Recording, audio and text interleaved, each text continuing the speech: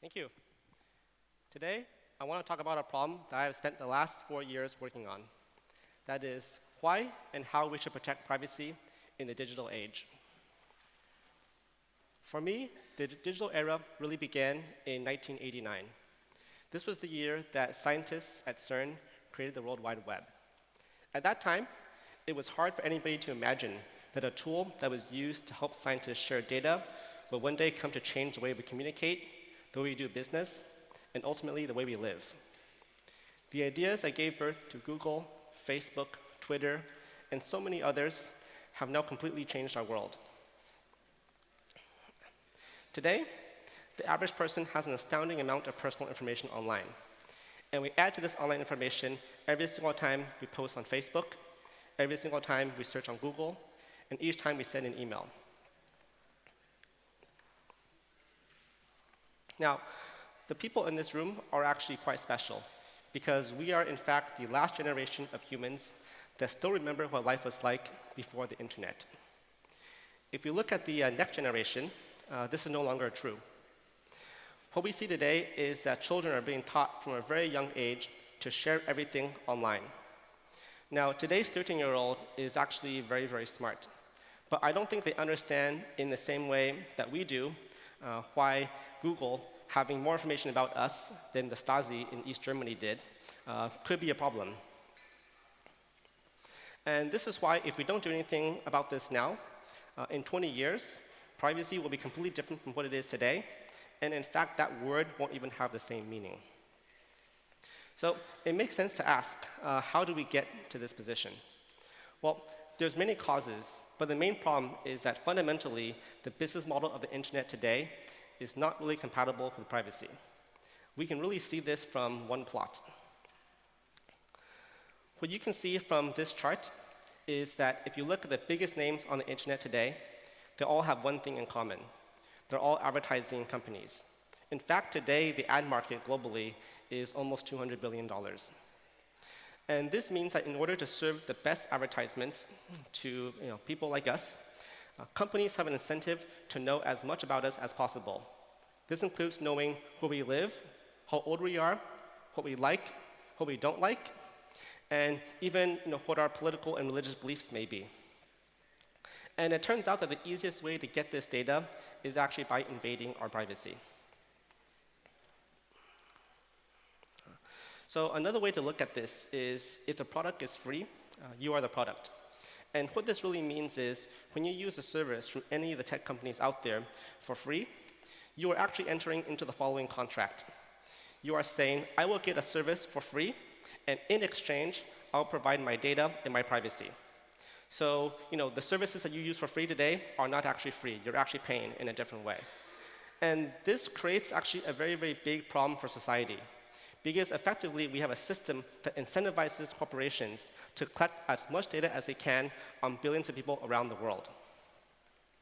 And the problem with this is this data could, for example, be accessed and used by government to create profiles. And these could be very detailed profiles concerning people's political reliability, their political views, and any other information that you can find online. Now, if this risk seems to you like it's very, very hypothetical, there's already 1 billion people today where this is their daily reality. So this is not something that is imaginary. So what has effectively happened is that the internet has transformed to being a tool for freedom and hope into what is arguably the most effective and most extensive mass surveillance apparatus ever devised. Now, it's very tempting to look at the situation and say, well, I have nothing to hide.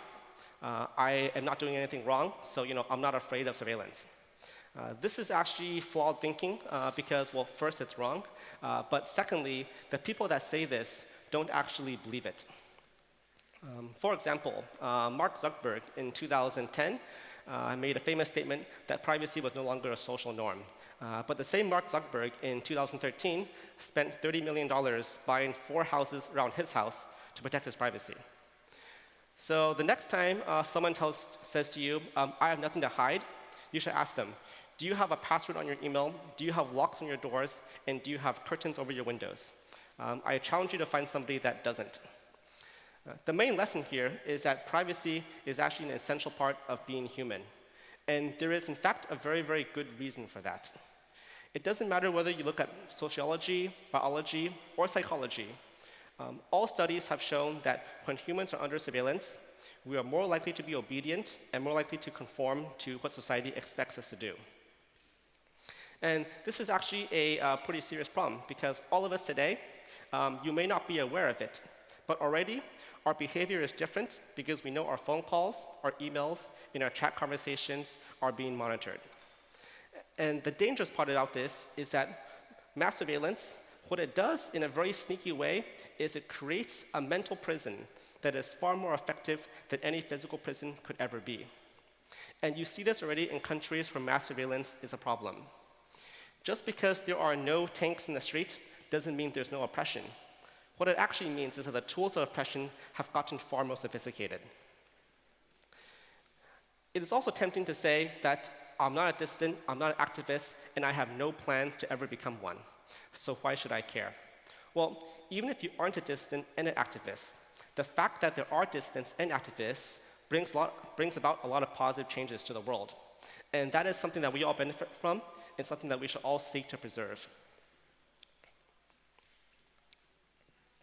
So what can we do about this problem? How do we solve this? Well, fortunately, even though technology created this problem, technology also provides us with solutions. Back in 2013, along with colleagues of mine at CERN, we decided to try to create the first email service that couldn't actually read users' emails. The idea was to show that cloud computing and big data are not necessarily incompatible with privacy. We called our project ProtonMail because at the time, our day jobs was working on the world's largest proton collider. What ProtonMail does differently is it uses end-to-end encryption to secure user data. And that means we encrypt data before it reaches the server. There are several benefits to this. First of all, it ensures privacy because if the data on the server is encrypted, there's no way for the server to read your data. But it also provides security because the central server being breached also doesn't leak user messages. So, this is a model for how we should be protecting data in the future. And this actually brings me to a very, very important point. If you look at the ProtonMail model of data security, what you actually see is that privacy is, in fact, equivalent to security. So even if you don't care at all about privacy, the fact that privacy tech provides better security is something that is very valuable, because we can all agree that cybersecurity and cyber attacks are a major issue, and we need anything that we can do to defend against those type of attacks. So today, fast forward to 2017, and ProtonMail now has millions of customers around the world from 150 countries. And I think this is a pretty clear demonstration that you can, in fact, build a service that is sustainable and fast-growing, but at the same time also respects and protects user privacy. Now, to close, I want to pose a question to all of us, which is it too late to actually save the internet? It is very tempting to look out at the state of the world and say, well, there's nothing that we can do about this. There's nothing that you and I can do to change the situation. But I think when it comes to the internet, this is actually not true. Because the internet is a very, very dynamic place. It is a place where small ideas, but good ideas, can in fact have a very, very large impact. And we see this already. In the 4 years since we started ProtonMail, we have seen dozens of end-to-end encrypted services entering the marketplace. In fact, today, the vast majority of chat services feature encryption. And I think this shows that it is possible to change the internet onto a better path. For those of you out there who are software developers, it's very important to remember that developers are the defenders of freedom in the digital age. And we have not only the ability, but also an obligation to make sure that the internet of the future is one that respects privacy. For everybody else, what we need to do is we need to exercise our power of choice, because ultimately, people are the ones that will determine the future.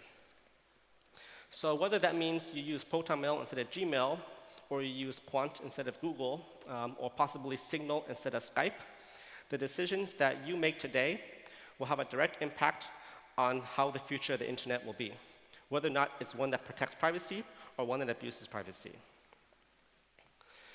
So to close, I want to remind everybody that our data online is more than just a random collection of zeros and ones. In fact, our data online is much more than that.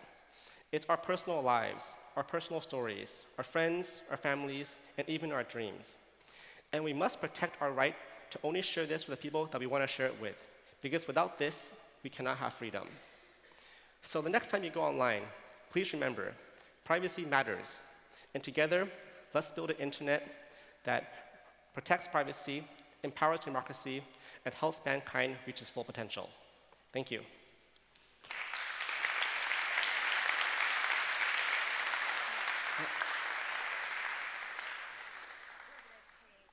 Take one question. How we're taking questions in this studio is you go to slido.com, SLIDO.com, enter in the letters TOA, and you'll be able to immediately ask a question. And whoever gets in first gets the question. We've got time for one question. See how fast people are. Slido.com, put in TOA, put in your question.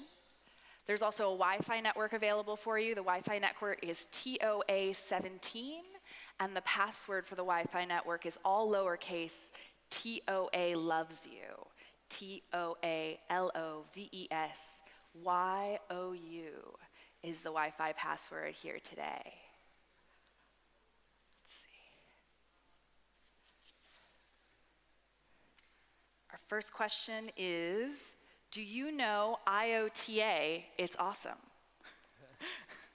I don't know. All right, next question. Let's try a different one. Pretty good?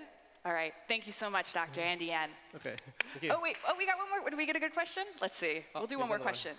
Why did it take so long to have a product on the market which offers basic end-to-end encryption? Well, I think because there is, prior to ProtonMail, there wasn't really an economic incentive, right? If you look at the email market, the pricing had gone at zero. First it was paid, then it was free, then it was free with more storage.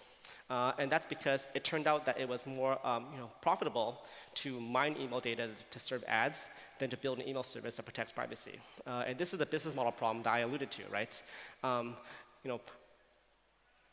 I guess abusing privacy and advertising is $200 billion. And do you give up that market opportunity to go after privacy? If that's something that you ask Google to do, it would be impossible. So, I guess the tech wasn't there and the market conditions were not there. And what we're trying to do now is create the conditions that allow us to, do privacy in a profitable way so that it can grow. And, for that, we need everybody's support. Cool. The next question is, do my counterparts need to use Proton as well? Well, that's a tricky question to answer quickly, so I would say that it's a lot easier if they do. If they don't, it's also possible, but it's harder. Cool. Well, we'll end it right there. Thank you so much, Dr. Andy Yen. Yes. Thank you.